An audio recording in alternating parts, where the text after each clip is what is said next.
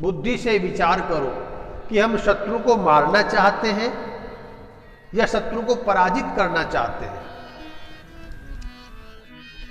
शत्रु को मारने की विधि कथा बता रही है, शत्रु को पराजित करने की विधि कथा बता रही है कि हम शत्रु को कैसे पराजित करें। श्रीमद् भागवत में ये वर्णन है, कुछ अंश इस कथा के। एक मगध देश था जिसका राजा घनानंद था। घनानंद का पाप और अत्याचार बढ़ता गया, बढ़ता गया, बढ़ता गया, और अंत में एक महापाप उसने कर दिया, एक ब्राह्मण का अपमान करके। ब्राह्मण का अपमान करके एक महापाप उसने कर दिया। और पापों का प्रायश्चित संभव है, लेकिन महापाप का प्रायश्चित संभव नहीं है, मरना पड़ेगा उसके लिए। ब्राह्मण कौन थे वो? चाणक्य। चाणक्य जी, चाणक्य जी ने भ्रमण किया, एक बालक मिला, चंद्रगुप्त जिसका नाम, मौर्य वंश से, तो चंद्रगुप्त मौर्य जिसका नाम पड़ा।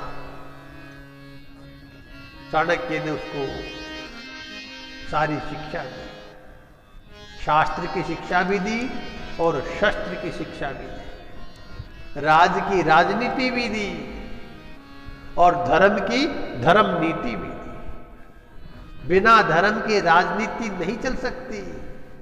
जिस राजनीति में धर्म नहीं है वह राजनीति फेल, वह जनता का भला नहीं कर सकती। राजनीति में अगर धर्म होगा तो वह जनता का भला करेगी, हर जीव का भला करेगी, हर जीव के बारे में विचार करेगी, हर जीव के कल्याण के बारे में सोचेगी, जिस राजनीति में धर्म होगा।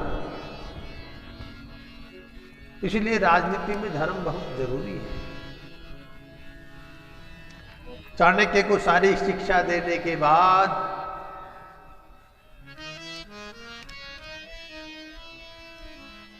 चाणक्य जी ने चंद्रगुप्त के द्वारा घनानंद पर चढ़ाई कर दी।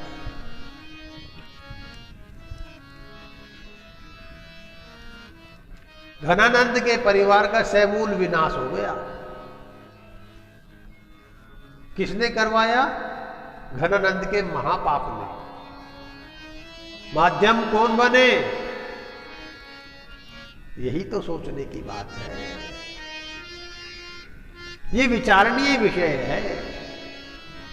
जब तक सीखेंगे नहीं, पढ़ेंगे नहीं, सुनेंगे नहीं, तब तक ज्ञान कैसे आएगा? और बिना ज्ञान के हम जीत नहीं सकते। ये तीन शत्रु हैं हमारे जीवन में, काम, क्रोध और लोभ। घनानंद के जीवन में भी यही था, वो हमेशा कामासक्त रहता था। काम में विघ्न आते ही क्रोध भड़कता था उसका, और इन दोनों के मध्य में जो बैठा हुआ था उसके अंदर वह लोभ था। तो काम, क्रोध, लोभ, ये तीन प्रकार के हमारे शत्रु हैं। इनको अगर जीतना है तो हमें इन धर्म ग्रंथों का सहारा लेना होगा, सद्गुरु की शरण लेनी होगी। धर्म ग्रंथों के माध्यम से हम एक एक शत्रु को धीरे धीरे धीरे धीरे जीत सकते हैं। लेकिन श्रीमद् भागवत की कथा कहती है, एतत् सर्वम गुरौ भक्त्या पुरुषो यंजसा जये। गुरु की अगर कृपा हो जाए तो काम, क्रोध, लोभ, हम तीनों पर विजय श्री प्राप्त कर सकते हैं, तीनों पर। अन्यथा बड़ा कठिन है, बड़ा कठिन है। इससे दोनों बातें हैं, लौकिक बात भी है कि हमारे आज के जीवन के जो शत्रु हैं, जिसने हमारा धन का हरण किया, जिसने हमें परेशान किया, जो हमें विपत्ति में डाल रहा है, बगैर कुछ कहे ही आरोप पे आरोप लगा रहा है। ये सब शत्रु के काम तो है ही। जो हमें परेशान कर रहा है, दुखी कर रहा है, हम पे अत्याचार कर रहा है, हम पे अनाचार कर रहा है, ये सब शत्रु तो है। तो ऐसे शत्रुओं को पराजित करने के लिए हमें चाणक्य की शरण लेनी पड़ेगी। बिना चाणक्य के पास जाए हम शत्रु को परास्त नहीं कर पाएंगे। कलयुग के मानवों के जो शत्रु हैं, कलयुग में ही उनको परास्त करने के लिए आप लोगों को चाणक्य खोजना पड़ेगा। और ऐसा भी नहीं है चाणक्य नहीं है, चाणक्य इस पृथ्वी पर आज भी है। एक नहीं, उनके स्वरूप में अनेकों चाणक्य हैं। पर आप ढूंढो तो सही। अरे कुआं प्यासे के पास जाता है या प्यासा कुएं के पास जाता है? उस समय चाणक्य जी प्यासे थे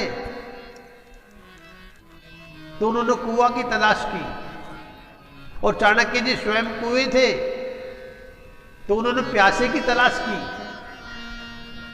कि मेरे ज्ञान का पिपासु कौन है जिसे मैं अपना ज्ञान दे करके और इस पापात्मा दुराचारी का विनाश करूं। उनको चंद्रगुप्त मिल गया। लेकिन आज के चाणक्य ऐसे घूम नहीं रहे जो चंद्रगुप्त की खोज नहीं कर रहे। अगर कोई मिलेगा चंद्रगुप्त के स्वरूप उसके समान या उन जैसा बनने का योग्य अधिकारी, तो चाणक्य जरूर उसको अधिकार प्राप्त कराए। ऐसा न समझे कि चाणक्य नहीं है। चंद्रगुप्त बनने की इच्छा प्रकट करो, चंद्रगुप्त बनने की कामना जगाओ, तो चाणक्य जैसा गुरु मिल जाएगा और काम, क्रोध, लोभ तीनों को पराजित करवा देंगे।